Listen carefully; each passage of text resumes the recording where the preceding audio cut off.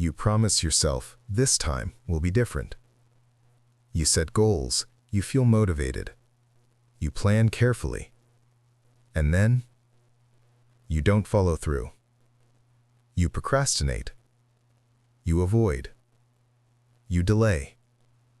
And eventually, you sabotage yourself. Again. So you blame discipline. You blame laziness. You blame weakness. But here's the truth almost no one tells you. Self-sabotage is not a discipline problem. It is a survival reflex. Because if your nervous system feels unsafe moving forward, it will pull you backward no matter how badly you want to grow. Picture this. You finally decide to change. You start a project, enter a new relationship, commit to a new routine. At first, everything feels hopeful. But then, discomfort appears. Uncertainty. Pressure. Vulnerability. Risk. And suddenly something inside you tightens. You lose focus. You lose momentum. You lose clarity. And your mind begins searching for relief, distractions, delays, excuses, escape. Not because you don't care, but because your nervous system detects threat. And threat always overrides intention. This is the hidden mechanism behind self-sabotage. Your brain doesn't sabotage success. It sabotages danger. And to your nervous system, growth often feels dangerous. Because growth threatens identity. It threatens familiarity. It threatens emotional safety. If chaos was predictable, peace feels uncertain. If struggle was normal, success feels foreign. If instability was familiar, stability feels unsafe. So when your life begins to change, your nervous system doesn't celebrate, it panics. And it activates defensive behaviors to restore the familiar. That's what self-sabotage actually is. A return to emotional homeostasis. Back to what feels known. Back to what feels controllable, even if it hurts. This is why people leave healthy relationships and stay in toxic ones. Why they abandon meaningful goals and cling to comfort habits. Why they shrink from opportunities they've prayed for. Because the nervous system prioritizes safety over fulfillment, always.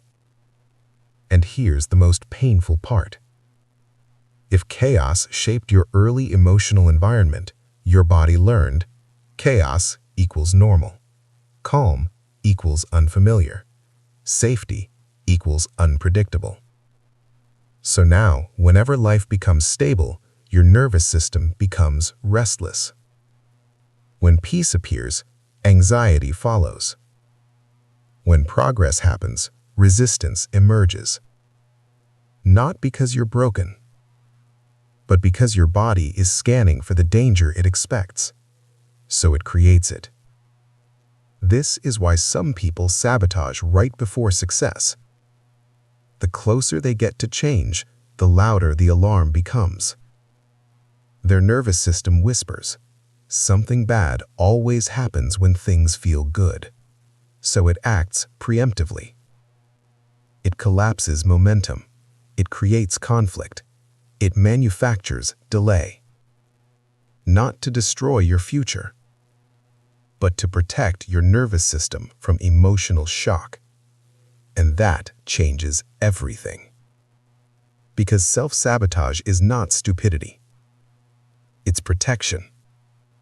It's your body saying, this level of change feels unsafe. And until your nervous system learns safety, it will always override discipline. Which is why willpower never fixes self-sabotage. Willpower fights symptoms. But self-sabotage lives in survival memory, in emotional conditioning, in nervous system imprint. So the real solution is not pushing harder. It's teaching safety. And safety is learned through nervous system regulation, not mental force. This means slower growth, smaller steps, more emotional containment, more predictability, more internal calm.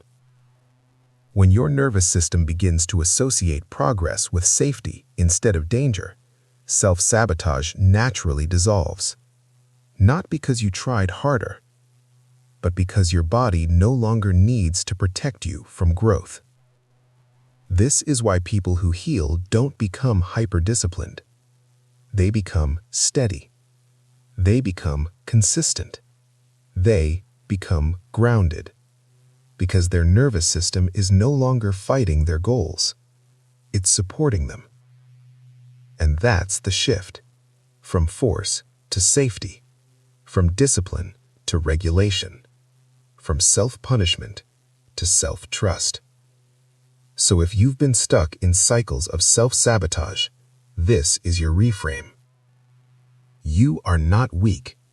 You are protecting something inside yourself that once needed protecting. And once that part finally feels safe, progress stops being a battle and becomes natural. And in the next episode, we'll explore why being the strong one often hides a silent form of emotional trauma and how that role shapes your identity, relationships, and nervous system.